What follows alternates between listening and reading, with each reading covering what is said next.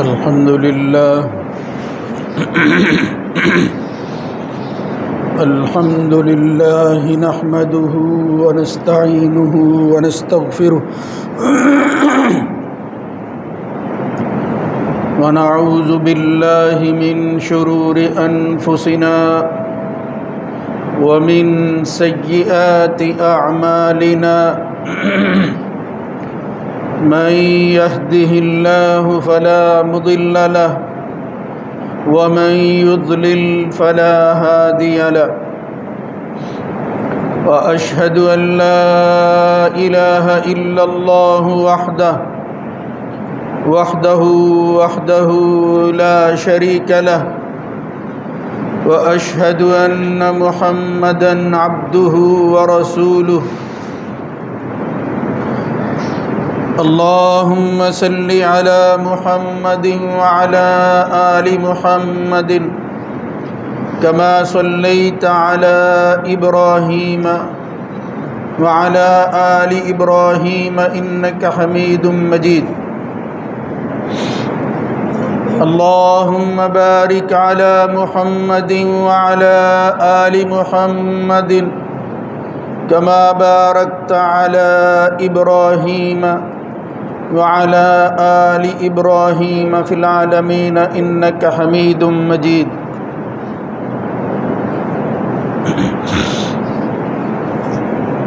أما بعد فإن خير الحديث كتاب الله وخير الهدى هدى محمد صلى الله عليه وآله وسلم وشر الأمور محدثاتها وكل محدثة بدعة وكل بدعة ضلالة وكل ضلالة في النار رب أعوذ بك من همزات الشياطين من همزه ونفخه ونفثه يا أيها الذين آمنوا اتقوا الله حق تقاته ولا تموتن إلا وأنتم مسلمون يا أيها الناس اتقوا ربكم الذي خلقكم من نفس واحدة وخلق منها زوجها وبث منهما رجالا كثيرا ونساء واتقوا الله الذي تساءلون به والأرحام إن الله كان عليكم رقيبا يا أيها الذين آمنوا اتقوا الله وقولوا قولا سديدا يصلح لكم أعمالكم ويغفر لكم ذنوبكم ومن يطع الله ورسوله فقد فاز فوزا عظيما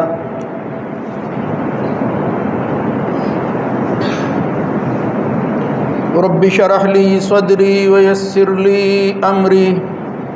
واحلل عقدة من لساني يفقهوا قولي فمن أظلم ممن افترى على الله كذبا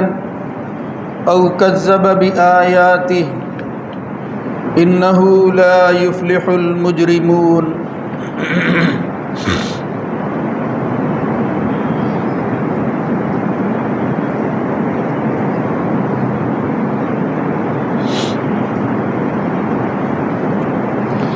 بس اس شخص سے بڑھ کر ظالم کون ہوگا جو اللہ ہی پر جھوٹ باندھ دے اور اس کی آیات کو جھٹلا دے۔ بلا شبہ مجرم لوگ کبھی فلاح نہیں پائیں گے۔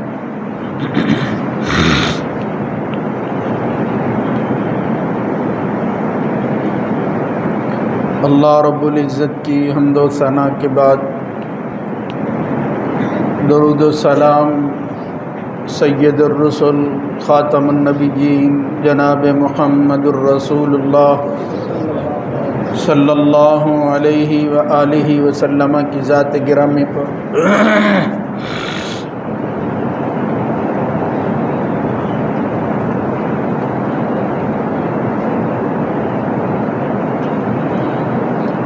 اللہ تعالیٰ کے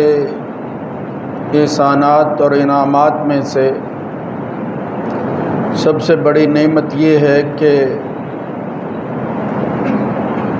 اس دنیا میں مہلت کے اس وقت میں بندہ کوئی خیر کا کام کر لے، کوئی ایسا عمل انجام دے جس سے اس کو اللہ کی رضا حاصل ہو سکے، اللہ اس پر خوش ہو جائے۔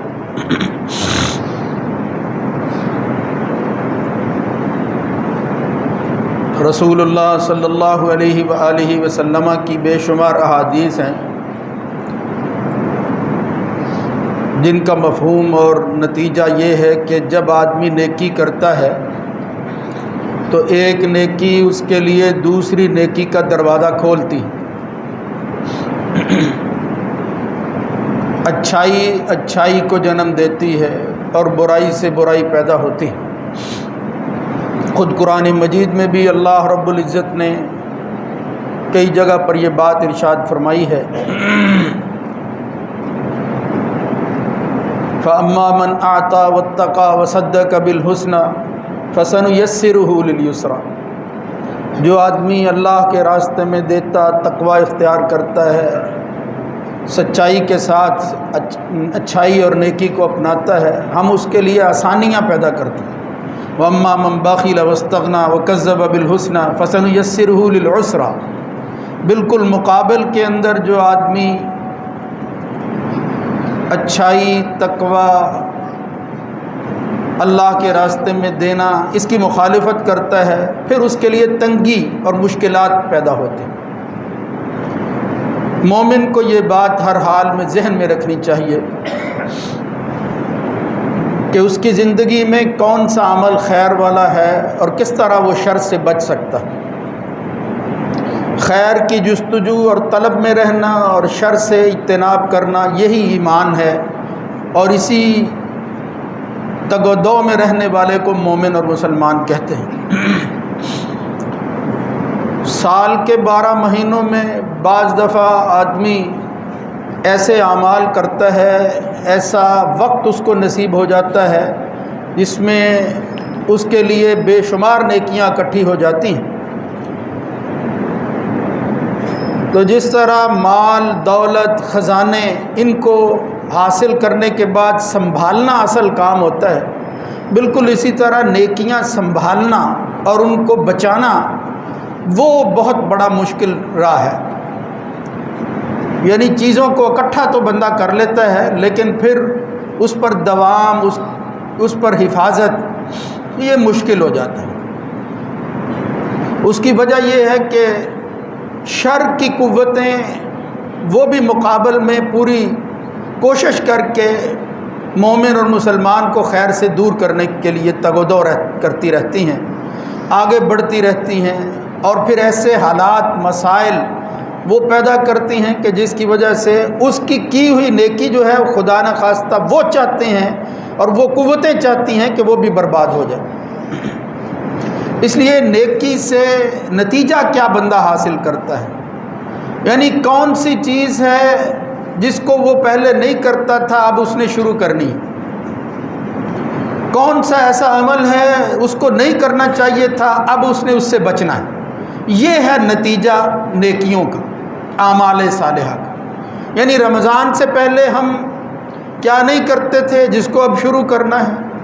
کون سا کام ہے جو کرتے تھے اس شر سے کس طرح محفوظ رہنا ہے۔ بس یہی ایک چیز ہے جو رمضان کا حاصل ہے۔ اگر انسان کو مل جائے کامیابی ہے، نہ ملے تو خسارہ ہے، اور پھر اس کو نظر ثانی ضرور کرنی چاہیے۔ محمد الرسول اللہ صلی اللہ علیہ وسلم نے رمضان اور بالخصوص روزے کے مسائل کو بیان کرتے ہوئے ایک جگہ ارشاد فرمایا، من لم یدع قول الزور والعمل به، اے نیکیاں کرنے والوں اور روزہ رکھنے والے لوگوں، جو شخص اللہ کے لیے صبح و شام کی پابندی کو اختیار کر کے یہ کچھ حاصل نہیں کرتا،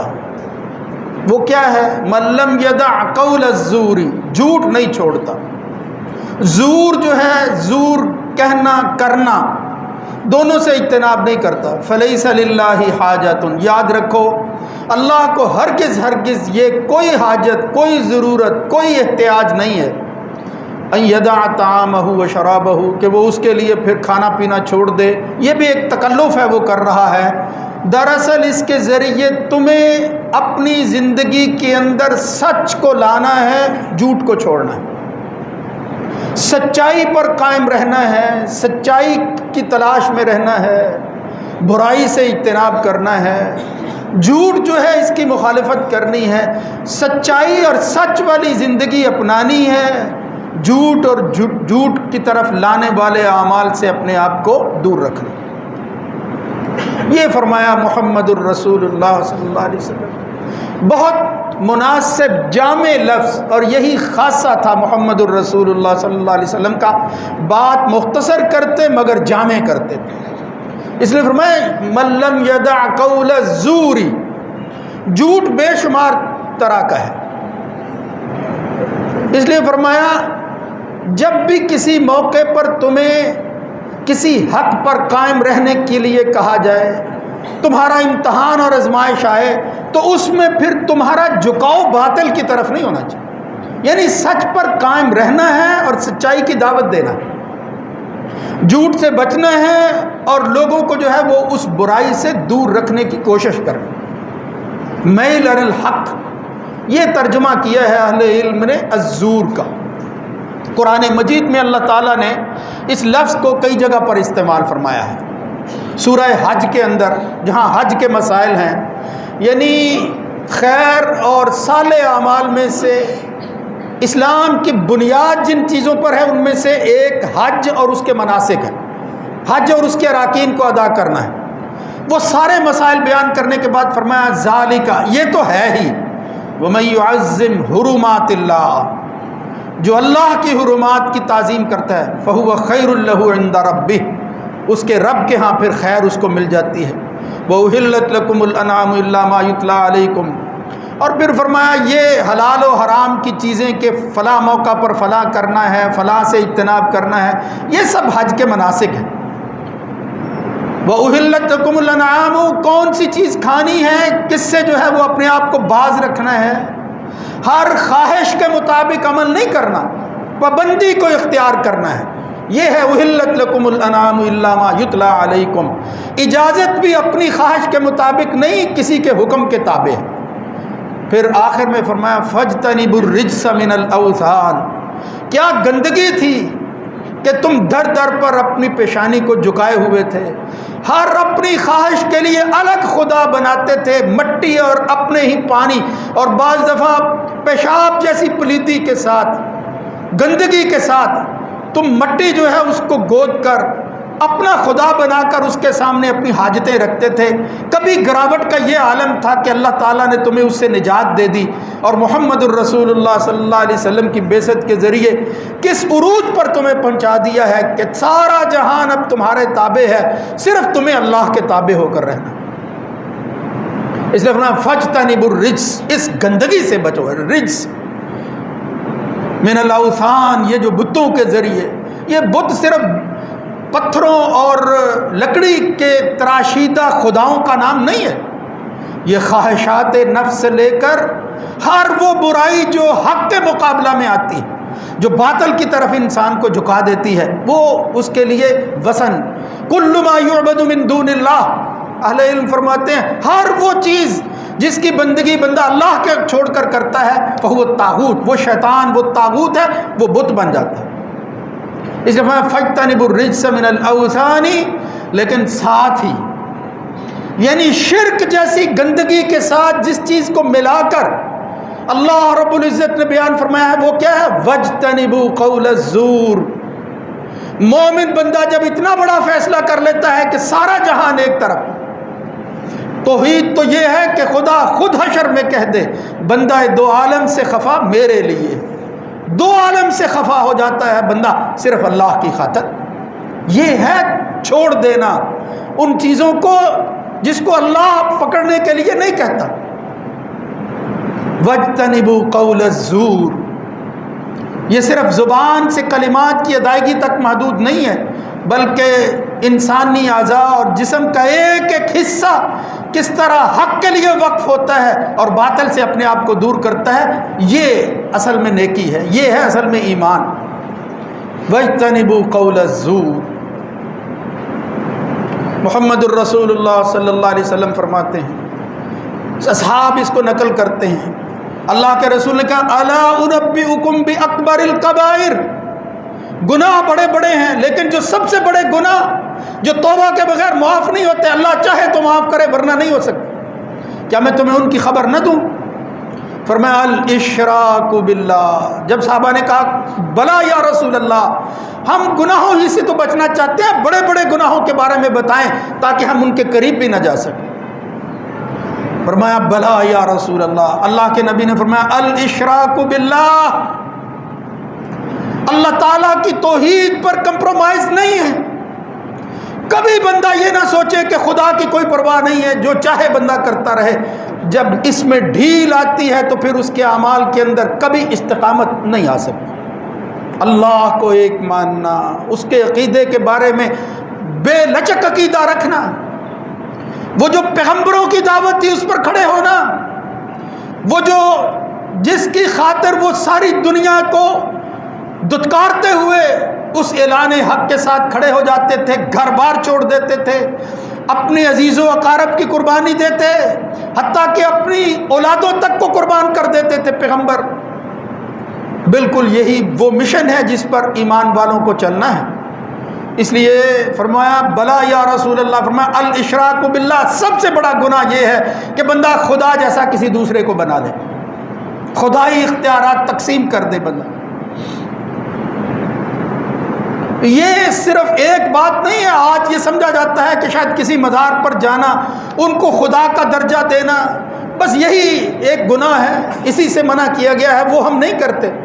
اور بڑے بڑے بت ہم نے اپنے دل میں بسا رکھے ہیں، ان کو جگہ دے رکھی ہے، وہ بڑے خدا جو ہے وہ ہماری زندگی کا، ہمارے قلب کا حصہ ہے، وہ دل سے نہیں نکلتے۔ پھر مزاروں کی نفی کرنا یہ کوئی کمال والی بات نہیں ہے، مردوں کی نفی نہیں، زندہ خدا جو اس کے اندر پلے ہوئے ہیں ان کو جو ہے جاننا، ان کی پہچان کرنا اور باخبر رہ کر ان سے اجتناب کرنا، یہ دراصل اللہ کو ایک ماننا اور شرک کی نفی ہے۔ الاشراک باللہ، محمد الرسول اللہ صلی اللہ علیہ وسلم نے سب سے پہلا خطاب جو کیا تھا وہ اپنی قوم کے لوگوں کو، اپنے لوگوں کے سامنے اللہ کی بات کی تھی، تم کیا کہتے ہو؟ تو رسول اللہ صلی اللہ علیہ وسلم فرمایا بڑے گناہ اللہ کے ساتھ شرک ہے، وعقوق الوالدین، اس جہان کے اندر پھر اگر والدین زندہ ہیں لاپرواہ ہو جانا، وہ جو چاہے کہتے رہیں، ہم نے اپنی ہی مرضی کرنی ہے۔ اللہ نے فرمایا نہیں، والدین کی نافرمانی کرنا بڑا گناہ ہے، کبیرہ گناہوں میں سے۔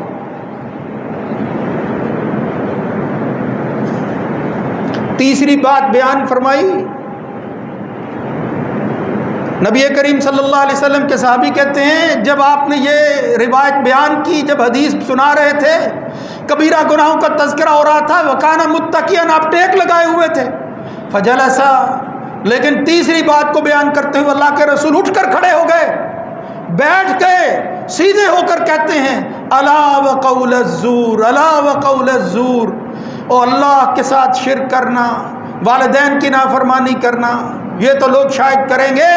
لیکن حق پر ڈٹ جانا، سچائی کی بات کرنا، سچ کو اپنانا، سچ پر قائم رہنا، یہ بہت مشکل کام۔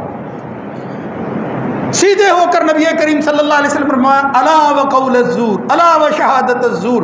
کسی کے مفادات کے خلاف، اپنے مفادات کے فائدے کے لیے، اپنے مفادات کو جو ہے وہ ترجیح دیتے ہوئے، لوگوں کی پرواہ نہ کرتے ہوئے، جب بھی موقع آتا ہے حقیقی بھائی دوسرے بھائی کے خلاف اٹھ کھڑا ہو، جھوٹی گواہی دے دے۔ محمد الرسول اللہ صلی اللہ علیہ وسلم نے اتنی دفعہ یہ کلمہ دہرایا، صحابی کہتے ہیں ہم پریشان ہو کر کہنے لگے کاش کہ اللہ کے رسول اب یہ بات کہنا چھوڑ دیں، خاموش ہو جائیں،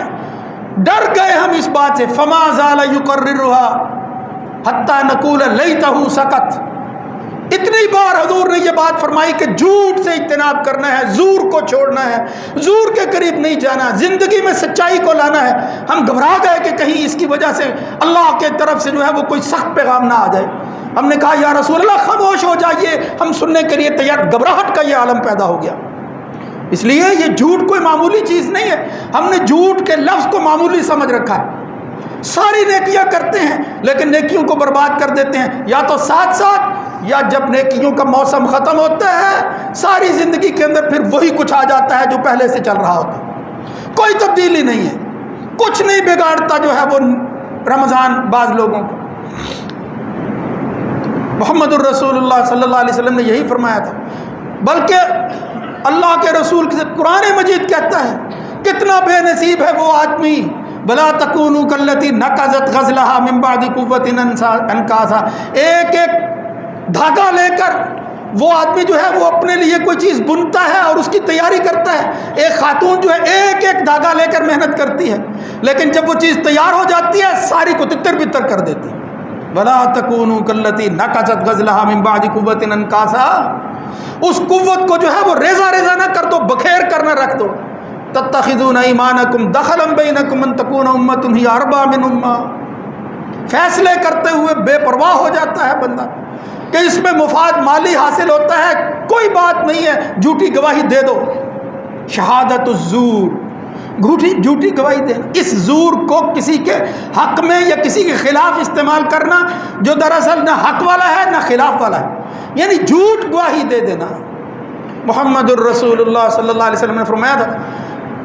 کہ اللہ کے رسول کے زمانے کے بعد یہ جب گواہی جو ہے وہ دینے والے لوگ بغیر کسی طلب کے گواہی دینے لگے تو اللہ کے رسول کا دور ختم ہو گیا، اور پھر ہم کس طرف چلے گئے؟ وہ خیر کے زمانے سے ہم شر کی طرف چلے گئے۔ یعنی نبی کریم صلی اللہ علیہ وسلم نے فرمایا تھا میرے زمانہ میں لوگ ایسے نہیں تھے، یہ تو اللہ کے رسول کی بات تھی، اللہ کے نبی نے تو یہاں تک کہا یہ دنیا جہان ختم ہو جائے گا جب جھوٹی گواہی دینے والے جو ہیں وہ کثرت سے پیدا ہو جائیں گے، جھوٹ بولیں گے، لاپرواہ ہو جائیں گے، مال کمائیں گے، اسی پر زندگی گزاریں گے، عدالتوں میں بیٹھے ہوئے ہیں، کون ہے جو ہماری جھوٹی گواہی لیتا ہے؟ میرے بھائیوں یہ معمولی بات نہیں ہے، مومن تو الرٹ رہتا ہے ہر حال کے اندر، نہ کہ لاپرواہی ہو جائے۔ اس لیے مجھے یہ عرض کرنا ہے کہ اپنی زندگی کے اندر تبدیلی پیدا کرو، دیکھو، غور کرو۔ اصحاب تو صحیح بخاری میں ہے نا، ہر روز محاسبہ کرتے تھے، ہم پورے مہینے کے بعد بھی نہیں کرتے، کہاں کھڑے ہیں ذرا دیکھ ہی لے، بچا لو اپنی نیکیوں کو۔ میرے بھائیوں ایک وقت آئے گا جب ایک ایک نیکی کے لیے ہم ترستے پھریں گے، ساری دنیا دے دیں گے۔ اللہ فرمائے گا کہ اس ایک خیر کے بدلہ کے اندر جس سے تمہاری نجات ہو سکتی ہے کیا دے سکتے ہو؟ میں دنیا جہان اور اس کے اندر سونا بھرا ہو وہ لے لو، لیکن وہ خیر دے دو جس کی وجہ سے میں بچ جاؤں۔ یہ تو ہے اس دنیا کی قیمت۔ اس لیے میرے بھائیوں یہ مسئلہ بڑا قابل غور ہے کہ ہم جھوٹ کی زندگی گزارتے ہیں، جھوٹ سے اجتناب نہیں کرتے، اس سے بچنا ہے۔ اگر ہمارے اندر یہ نقص موجود ہے اللہ کے سامنے عاجزی کے ساتھ گڑ گڑاؤ کہ یا اللہ جو کچھ ہو گیا معاف کر دے، آئندہ کی زندگی کے اندر اس ایمان کو بچاتے ہوئے میں اس برائی کے قریب بھی نہیں جاؤں گا۔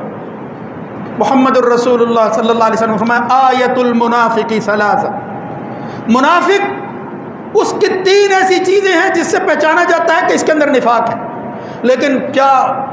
حکمت ہے، دیکھو صحیح مسلم کے اندر یہ زائد الفاظ آتے ہیں، تین نشانیاں بیان کی، کسی جگہ چار آتی ہیں لیکن ساتھ ہی لفظ کیا آتے ہیں؟ آیت المنافق ثلاث، تین نشانیاں ہیں منافق کی۔ فرمایا وَإِنْ صَامَ وَصَلَّى، خواہ وہ بندہ نماز پڑھتا ہو روزہ رکھتا ہو، نمازی ہے روزہ رکھنے والا ہے، لیکن پھر بھی اس کے اندر جب نفاق اذا حدث کذب، سب سے پہلی بات یہ ہے کہ جب بات کرتا ہے، جب اس کو کسی عمل کے اندر شرکت کا موقع ملتا ہے اور پھر اس وقت امتحان اس کا ہوتا ہے، اس وقت پھر وہ حق پر قائم نہیں رہتا، کذب، سچی بات کو جھٹلا دیتا ہے۔ وَإِذَا اؤْتُمِنَ خَانَ، جب کوئی امانت سپرد کی جاتی ہے چند ٹکوں پر ایمان بھیج دیتا ہے، پرواہ نہیں ہوتا، بھئی میں